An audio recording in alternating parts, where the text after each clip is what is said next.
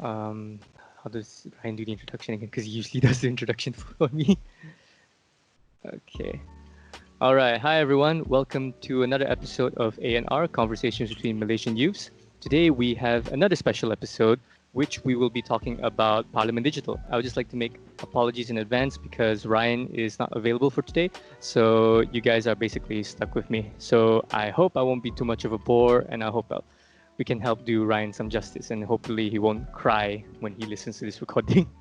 But today we have two very special guests. We have Adrian and we have Chen. Both are participants for Parlimen Digital. So if both of you could just give a brief introduction about yourself, I'll pass it to Adrian first. Okay, I'm Adrian. I just graduated from Kur State Medical University 2 weeks ago, and I'm representing P196, which is Stampin in Sarawak. Hi guys, my name is Chen. So I'm representing Parlimen Digital in Kangar, from Kangar. In case you guys don't know where is Kangar, Kangar is in Perlis, the smallest state in Malaysia.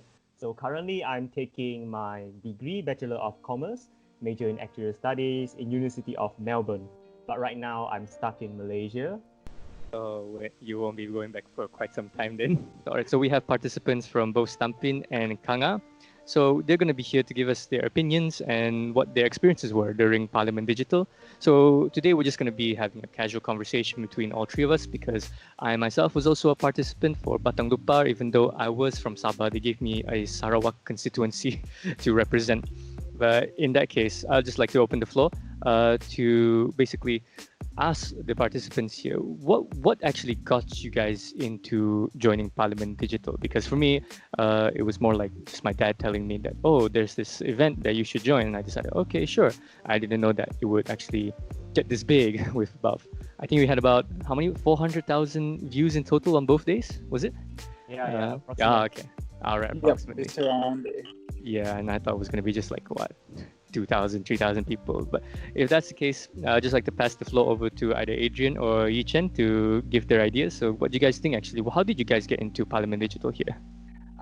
So for me, basically, it's more of a trial experience where I was browsing through Instagram one day and I saw that, they have this program, Parlimen Digital, where we can like voice out all this and that regarding what are the plans that government should do or should have done post-COVID and things like that. So I was like thinking, that I have a few ideas and I've always wanted to throw them out and all, but I do not know where to go or like who to give it to. So I was like, okay, let's try. But I did not have my hopes high at all, totally no. I was just thinking, just to join and just, if I get passed through, I'll get passed through it. If I don't, then I don't. Because like, if you guys remember, there's the Google form where you have to explain in an essay form what you think the government should do, why you think the government should bersidang for more than one day and things like that.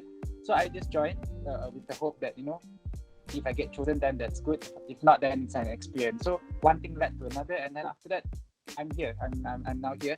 Continue on still what Parlimen Digital has started. Most of us are still actually meeting representatives and things like that, which I feel is a very wonderful thing. And I get to meet lots of new friends.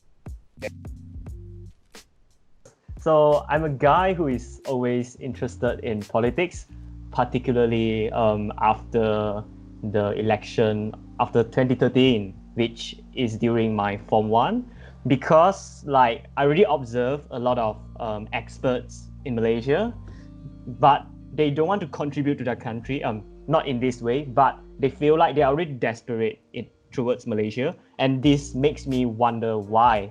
So like after 2013, I keep reading newspaper.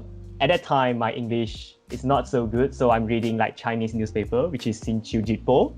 And after that, I have the idea that I should do something to this country, and maybe not just become like a politician, but also become an activist or like active penyuara to our country. So all of these things mix up, and because I'm studying in Australia, so like some Malaysian organization there, they share a post. After I saw this link, and then I just signed up, and I didn't expect me myself to get this opportunity, because it's just my uni, and then I expect it's very competitive because it's not just for uni students, but also for the whole Belia as well. But after I got this opportunity, I am very lucky to be blessed with a lot of people which is like-minded, and we have a lot of critical discussion, discussing particularly about what can the country do for the belia, because right now, particularly, it's COVID-19, and then a lot of people is suffering, especially with people that are young because they have less experience comparing to the elderly guys, and especially right now, where government has an excuse to not bersidang our parliament until now, like because most of the issues it's happening on May, but the government refuses to have a parliament as usual. So I feel like Parlimen Digital is a good platform for youth to voice out their concern. Yeah. Yeah, that's true. It's true. You both caught Parliament on the first day, didn't you? About, I think it was on Monday. Caught? Yeah, it was on 13th 13th was the first one. Yeah, the sitting. 13th. And it was a real mess. I don't know how to exactly explain it. It was just pure disappointment. It was really bad. So, and I think you guys can agree with me that quite sad to see that young people in the Parlimen Digital more respect for procedure than all the MPs that we have in the Dewan Rakyat. It was lack of disrespect, lack of procedure, and how can we say that they're our own leaders and how can they represent us when it's so ineffective this way? I mean, honestly, how to say it, for us in Parlimen Digital, when we were in there, I mean, the speaker for the first day, because I was debating on the first day, the speaker for the first day, he was a lawyer, and he's not like he has, how do you say, he was a virtual speaker from what we can say, and it's not even a real invested speaker compared to what the real speaker Dewan had. But yet we had more decorum, we had more respect. We had so much respect for him whenever he asked us, how we should not use point of order so much, because I remember Bandar Kuching was using quite a lot of point of order, and it was actually prolonging and all. So he was like asking us, if it's possible not to use it that often and things like that. So we actually followed, and Bandar Kuching apologizes for it, and he followed the procedure after that and all. So it was very, very in order, in a manner where it looks very professional, even though we're I feel like the main reason that the Parlimen Digital is more respectful and we speak in a more decent way is because that we have a very, very great screening process. To tell all of the audience here, like there's 6,000 people apply for like 222 constituency, but all of the others, they just get on the wait list or otherwise they are getting rejected. And most of the people here that are very passionate, that spans throughout different kind of working fields, that have different kind of expertise. For example, like the YB of Parlimen Digital from Paribunta, she's a doctor herself, that right now, previously she is very advocating health issues, particularly mental health issues that happen among the youth right now. Second, I feel like the real Dewan Rakyat, sometimes like it's kind of a farce and a joke. It's because like Malaysian, like some constituency, like most of the Malaysian, they don't know how to evaluate how to assess the pros and cons and what a YB has done in Dewan Rakyat. They just vote for the sake of the voting. So I feel like Malaysia can improve in the sense of this by educating our voters to vote more responsibly, so that the check and balance can do it more effectively.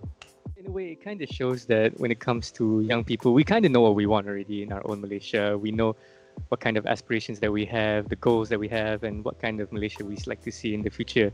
And I think from Parlimen Digital, from what I can say, it's a very good breath of fresh air to know that there are young people out there that's very passionate, especially coming from Sabah and Sarawak, because Adrian, you're from Sarawak, right?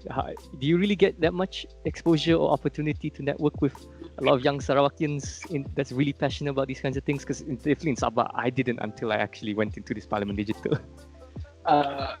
Honestly, the youth in Sarawak, sad to say, is very, very static, in a sense that we stick to the status quo. Like whatever that's given to us, we change ourselves and try to adapt. which means that whatever condition that has been thrown to us, whether it's good or bad, we just adapt. Meaning that if it's a bad situation, we try to adapt ourselves to make our life a little bit better. We don't change the situation. We don't change the status that has been put there. So that's why I feel Youth in Sarawak is like so static.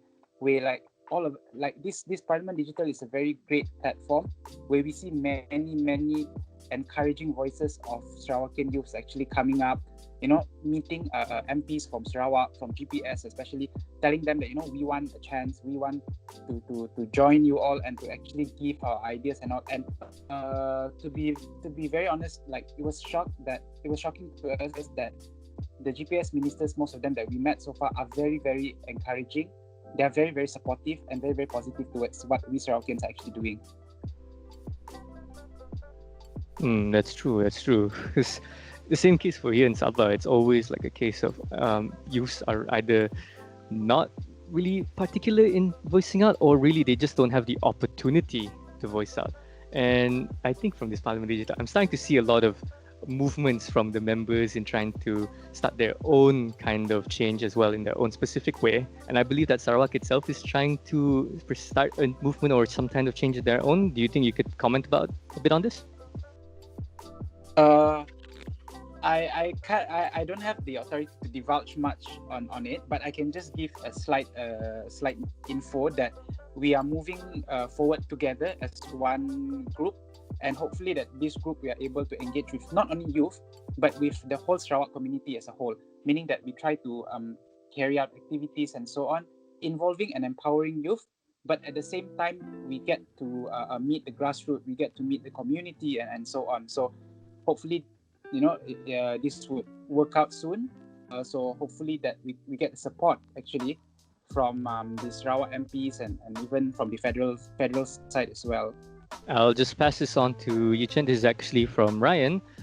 So let's all just say hello to him, and because it's a shame that he can't be here as well, because he was actually looking forward to this. So hi Ryan, sorry to take the spotlight away from you. But yeah, Chen, this kind of question goes out to the future of Parlimen Digital, or more or less the participants from Parlimen Digital, because I notice a lot of them are very charged, they're very energetic now to start moving forward. What can you actually give your opinions on in this kind of regard? I feel that Parlimen Digital is a good initiative in which most of the different region, like let's say Parlimen Digital, we have like the Utara branch, we have like the Johor branch. We are trying to not just especially like Sarawak branch. Most of us are trying to push to create the NGO of our own, in which this is a very good news. I feel like the government can support us by giving us funding to create like critical thinking among the youths, in which the Kementerian Belia and Sukan can advocate for this kind of initiative, so that most of the young people voices can be heard. But pulling back into that, from what you can observe in the last parliamentary session, where a lot of youths were saying, hashtag Masa Kita, in uproar over what happened during the parliamentary session, does it seem that would you see that in the future, would you hope actually in the future that you can see more older politicians trying to acclimate or trying to assimilate the values of the youth? Because from me personally, I see that a lot of you can see a lot of politicians mostly using youths as just political currency. How do you think we can actually try and really make change from that regard, in terms of changing mentalities that youths are inexperienced, they don't know any better? How do you think we can actually go further from there? How do we change these kinds of mentalities? Okay, I feel that first of all, both sides need to accept, which is from the older politicians, they are older but more experienced, in my opinion. They are older but more experienced. So in a way, they have to acknowledge that us youth have something installed as well, and us youth as well has to prove to them that we are not just talk, we are not just hoo-ha in Parlimen Digital, and after finished, that's it. We have to show to them our worth, and also they would have to accept So I feel both sides need to work together on this way. The elder senior politicians should accept us and also give us a chance.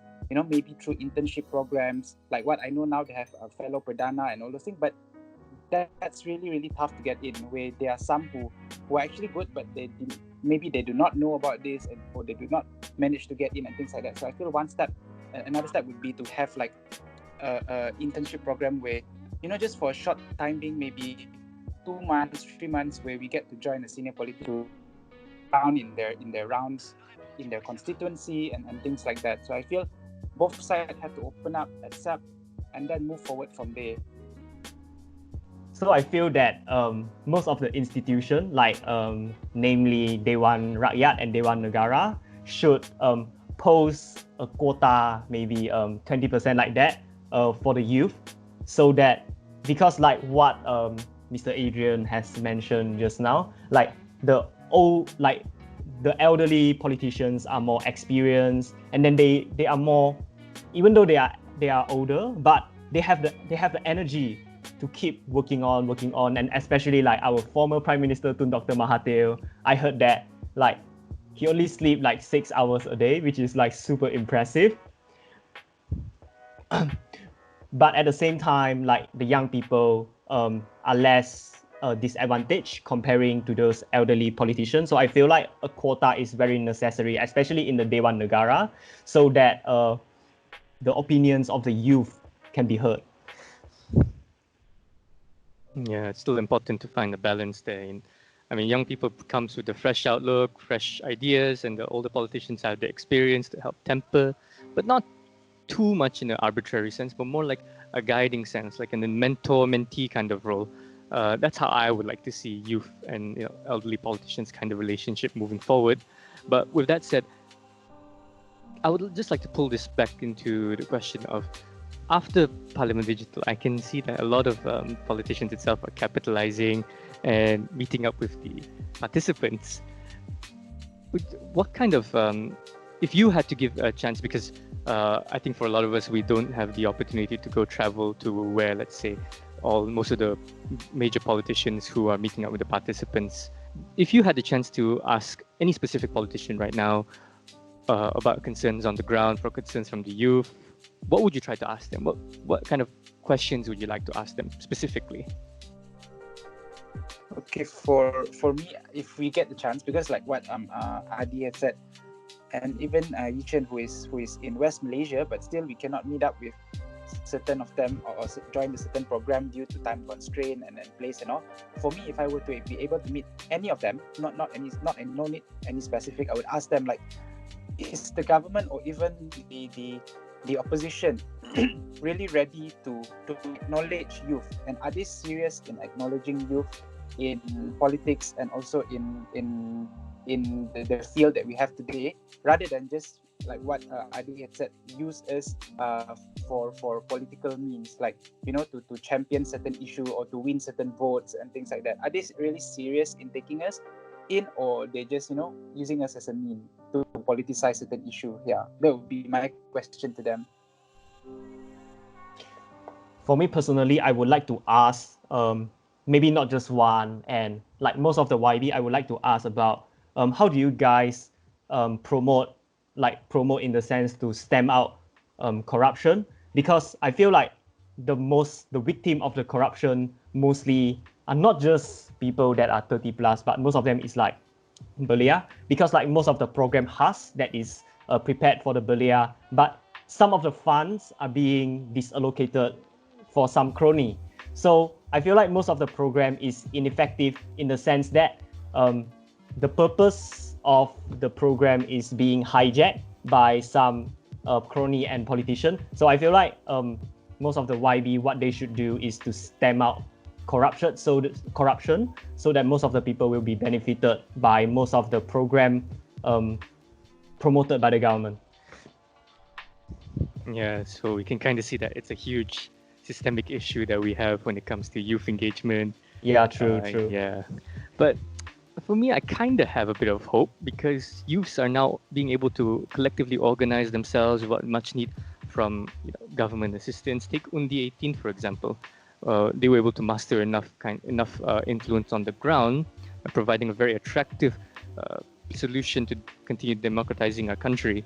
And they went with it, and it was very popular. It was, of course, it was mixed. It was met with mixed opinions, but nonetheless, it's a good step in the right direction. And it's nice to see that they are taking it a step further by allowing youths to have the chance to voice out their concerns in a very secure, in a very moderated manner, so that it won't seem like it's just done for show. It's done to also raise political maturity, which I think Malaysia is in desperate need of.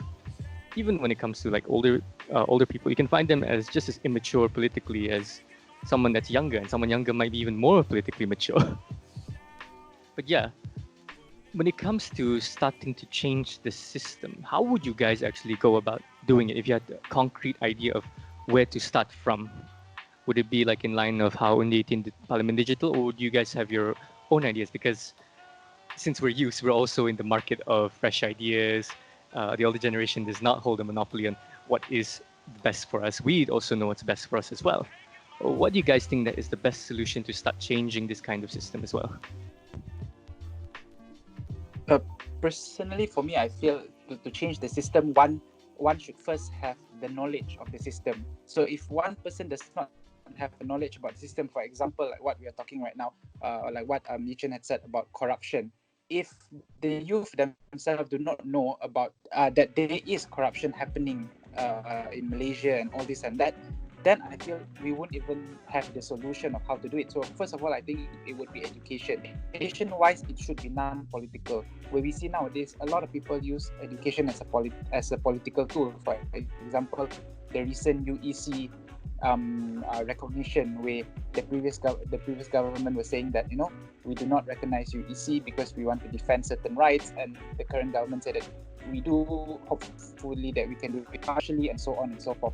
So I feel that first of all would be education should be non-politicized, and education should be really whole, in a sense that politics should be in, civic education should be in, and all. So the way we can change it is through education, educating the grassroots, the community, and then from there, new ideas will definitely branch out. So for me, it is very important that youth are very well aware of whatever that's happening surrounding them. So one of the methods would be, like what I said, education would be, for me, I feel that's very important. Yeah.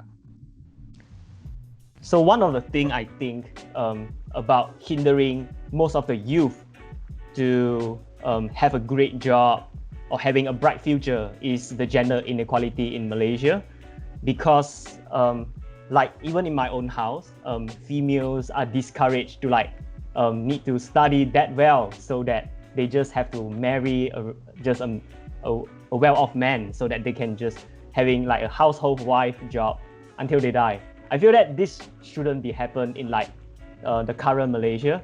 So the gender inequality agenda should really be pushed forward by most of the ministry, particularly being educated in our schools. Like teachers should tell female students or those golongan that are less privileged that they have the right to decide their future, but not just not just do what being told by their parents and people surrounding by them, but also what they should do is should base on their wishes and their own harapan and their own target.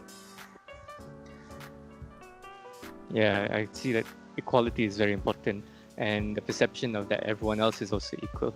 And to add on to that, I also like to say that why do we even have youth parties and political parties anyway? Why do we even have a golongan wanita, golongan belia? If they want to say that they're really inclusive, why can't they just be part of the party proper? Because you're already segregating them on the basis of hierarchy from the party proper. And within those groups as well, the youth groups, the women group, they also have their own hierarchy. If they really want to be inclusive, just put them into the party proper so that everyone has the equal chance of providing their own opinions, being able to voice out as well. And of course, I'm going to get a lot of flack for this, but I think that is the way forward when it comes to empowering these kinds of groups, women and youth, to be on the same level, truly equal. But with that said, we're also running out of time soon, so I would just like to ask this one final question, where So Adrian mentioned that we need more education so that people become more aware, and Chen also advocated more for equality from the gender perspective. But when it comes to bringing it to implementing these kinds of aspirations, these kinds of objectives, especially to, let's say, youths in the rural areas where they do not have much access to these kinds of tools or these kinds of outlets, how can we deliver holistic development towards them as well? First of all, I feel that there shouldn't be a segregation between the town and the rural areas. That is the very first thing that we should not do. Even as MPs or so on, there should be equal opportunity in both town and in the rural areas, especially when it comes to the reach for information, education, healthcare, and all those things. But like what Adi had said, we see that very often nowadays in almost every parts of Malaysia, where the rural areas will not have enough of certain things, even basic necessities such as internet. I remember this was one of the very big issue that was being championed by both Sarawak and Sabah Parlimen Digital members. We were championing for internet, but we did not manage to push through the motion. But still, I see many actually put in the issue of internet into their usul, whether be it economy or education. So I feel one holistic manner would be to develop equally both town and also the rural areas. Yes, for example, rural areas might have difficulty to access and everything. So proper infrastructure should be given, proper infrastructure should be made, so access to those areas would increase. Once access are increased, things would slowly flow in, economy will flourish, jobs will start coming in, and even when we create access such as roads, lights, street lamps and everything. Why I'm saying this is because in certain part of Sarawak and Sabah, I believe roads and street lamps in the rural areas are something very rare, where some of them do not even have proper tar roads, or even where they are still with jalan berbatu, they say, and there are no proper lights at night, where they have to use generator and all those things. So I feel proper infrastructure should be given in rural and also in the town area. It should be balanced out both sides. Yeah. I think the most significant reason that the kawasan luar bandar, or like regional area of Malaysia, is being left behind is because most of the youth keep moving to like big cities to find jobs. Like why? Because the job creation in regional area is poor, so that youth have left no choice. So after they have graduated from their secondary school, the only choice for them is no matter what are you working for, let's say Grab or everything. Even though for Grab, like most of the passengers are from cities, so you have to move to city to find a job. So from the government perspective, what should the government do? Is that government should encourage most of the SME, and not just SME, and also like big corporations, factories, to open up their branches, or to move out from cities to like small towns, small pekans, and small kampong, so that those companies are able to hire the people there that has no jobs or working in like a non-formal sector or like traditional sector, like tanam padi and other things. If there is job creation, the money will flow in, so that the economy will become more vibrant. And then in the sense that the government will feel that the population increase, will encourage the government to build more infrastructure, like what Adrian just said, like roads and everything. And all those information and then knowledge will just flow to the small town, and then the people will become more well educated and enhance their decision-making process as well. Was these proposals were the ones you put in the opening text for the speech that day, that you guys for economy and education? I mean, for me, in my opening text, yeah, I did include in where proper infrastructure should be given out, should be balanced out in both town and in rural areas, and I even mentioned about how when we talk about economy, where we said we want to change from a labor-intensive to a skill-intensive economy, we have to encourage digitalization and all those things. But how do we encourage digitalization if the rural areas cannot enjoy that? How can we encourage youth to actually? There was one idea where they said to industrialize pertanian. How are we going to industrialize pertanian if those petani in the rural areas still do not have proper infrastructure? For example, when they get their crops, they still need to sell to a second party or to a third party where they do not benefit much out of it. The person that benefit out much of it would be the middle person. So that's why I feel that, if they have the internet, for example, they can sell it online and all this and that. So I feel that, this is very important. Digitalization, infrastructure, all this should be balanced out. So then we can see that there won't be an outflow of youth from the kampong areas to the town. And then we will always have what we call this a vicious cycle, where those youth from the kampong areas would move to the town areas, and then town would get developed, and again, the one in the kampong would be left behind.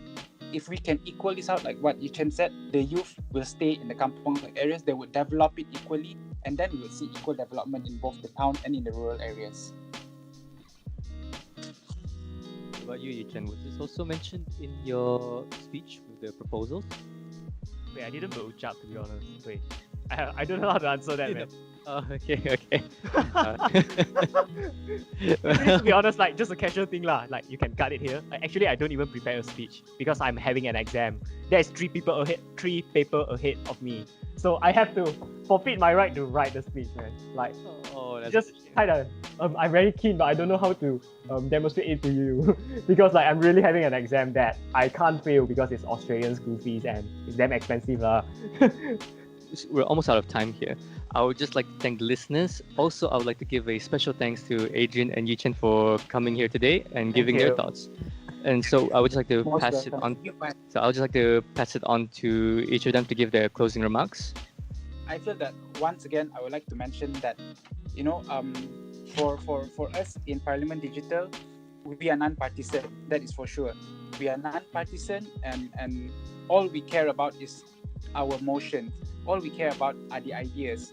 All we want to push forward are the ideas that have been given out, which I feel all are very, very good ideas in terms of economy, in terms of health, in terms of education, social, and so on. So I feel that I would hope that the government actually take the youth seriously, and also youth, please show your worth. If you have an idea, step out of that comfort zone. Try to be, and I always hear people say this, to be leaders and all those things. All of us are actually leaders in our own sphere. Be it being a brother, for example, is also a leader. Being a father, for example, is also a leader. So you do not need to aim to be a leader such that, a political leader, the prime minister, the chief minister, or so on. But be small changes within your community. That is how you bring changes in small sense and so on.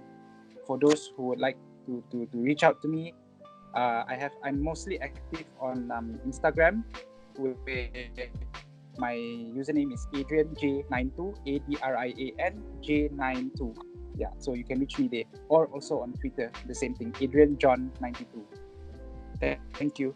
So in a nutshell, I feel like what Adrian mentioned about that Parlimen Digital partisan, that is a really great benefit for all the stakeholders and the participants in the Parlimen Digital, because regardless of what ideas we have, we can collaborate not just with different NGOs that are like-minded with us, but also with different political parties and as well. And for the friends right here that you have, for all the listeners right here that you have something that you are interested in that and you want to fight for and advocate for, just don't being too gopogapah untuk join political party. I feel like you should do your enough research to see that what kind of party suits your vision and your matlamat as well. So at the meantime, when you are still young, you can join different NGO, especially Parlimen Digital. You can follow a lot of NGO that what they are doing, and then being an active participant on the social media, so that so that you can raise the awareness for the people around you. That's even though that's a little bit effort, but actually it affects a lot of people.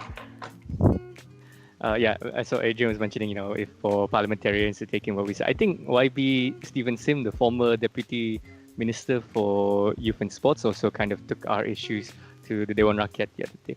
But yeah, it's good that this is a just I want to also clarify that this is non-partisan. The only issues that we debated on the first day was about economics for the youth. And on the second day, we debated on education.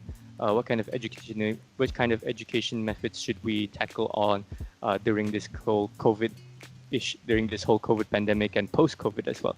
So I don't think there was anything partisan about that. So I think we shouldn't get that idea that just because you start talking about governance doesn't mean that's to be completely partisan.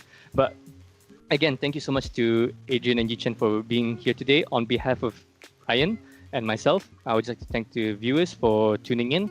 We'll be releasing our regular episodes again every fortnight, and we'll also be sprinkling it around with special episodes such as this. So if you like what we do, please leave a like. Also, please give a comment. Also, you can reach out to me and Ryan on our Instagram pages where we're most active. So with that said, thank you so much, everyone. Thank you and have a nice day. Thank you, everyone. Have a nice day. Thank you, Adi. Thank you, Chen, and all the listeners as well.